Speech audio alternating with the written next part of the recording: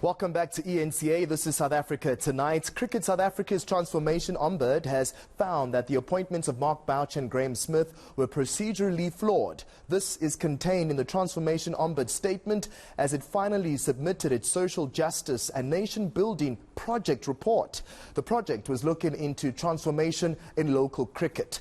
Besides questioning the hiring practices involving Boucher and Smith, the 235-page report has raised questions about exclusionary practices when it comes to the selection of black players and the need to do more to address this. At the same time, Ombudsman advocate Dumisa Ntsebeza found that there was no evidence to show that race played a part in the match-fixing investigation.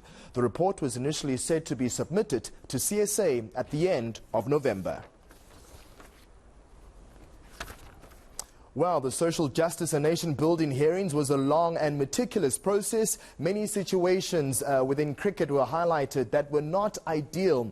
Now the report has been released and the challenge to get it right begins right now. Well, we welcome CSA Chair Lawson Naidoo to give us more on the idea of the way forward. Thank you, Mr. Naidoo, for taking the time to speak to me.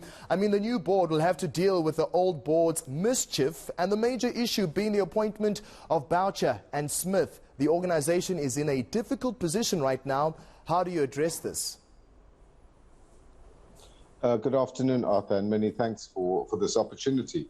I think the first thing to say is that this board embraces the SJN process. This board gave it its liftoff very shortly after we took office in June this year by finalizing the terms of reference and making available the necessary resources for the process to unfold.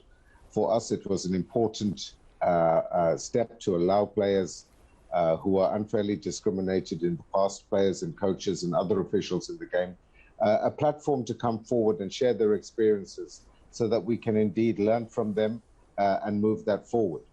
We're also very grateful to the Ombudsman Advocate Ntsebeza for providing us with the report. The board has now begun the process of engaging with that report.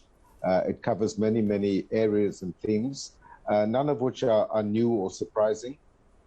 And many of the issues of discrimination and unfair practices within cricket are already being addressed by the board and form part of the board's 5-year strategic framework that we have been developing over the past few months. So essentially the task for the board now is to integrate the lessons and learnings out of this report into that 5-year strategic framework so that we are indeed able to tackle the problems that beset cricket and move the game forward so that it can become a game that is truly for all South Africans with, under the principles of access, inclusivity and excellence in South African cricket. Mr. Naidoo, there were damning remarks about how AB de Villiers handled the selection of Dean Elgar over Kaya Zondo. In 2015, AB says any decision he made was a cricketing one and not race-based. Whatever AB's reasons were, how do we avoid this kind of situation in the future where the captain has so much power? Well, again, I don't want to comment on specific aspects because the board is looking at this report holistically in its totality and will comment on specific issues in due course. But I think there are learnings clearly to be had from this, and I think many of the practices that were highlighted in the report have already been addressed, and the selection policy is now in place, that the convener of selectors has overall responsibility for the selection of the team, and the roles of others, including the captain and the coach, are clearly demarcated and set out. So I think, these are issues that certainly did occur in the past, but progress has been made. An awful lot more still needs to be done. I must make that very clear. It's not to say that we can rest on our laurels. There's an awful lot more that needs to be done to really bring the game of cricket into the realm of all South Africans so that it can be a truly national sport and that we tap the talent, the reservoir of talent that exists across this country. I mean, Mr. Naidoo, the report is now out. Give us a sense, timeline-wise, on when the small changes will commence, so at least we'll see the adjustments. You've already mentioned a 5-year time frame. Well, we've already started implementing parts of that 5-year strategic plan over the course of the last few months. we've not been sitting waiting idly by for this report. We understand the challenges that cricket in South Africa faces, and as a board, we've applied our minds to that.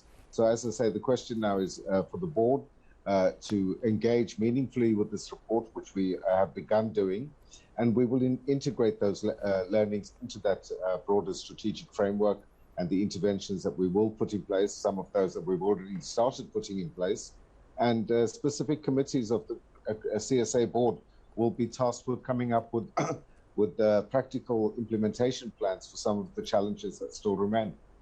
Mr. Naidoo, you haven't commented yet on Mark Boucher and, of course, Graeme Smith. Anything you can say there?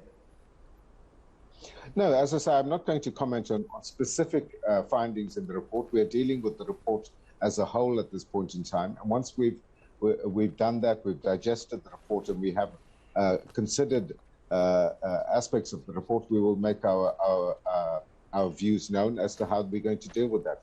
It's premature for me to speak to any specific aspect of the report at this early stage. Thank you very much for your time, Mr. Naidoo. As you've heard, there are no comments yet on Mark Boucher and Graeme Smith. That was CSA chairperson Lawson Naidoo talking about the way forward following the receipt of the SJN Hearings report.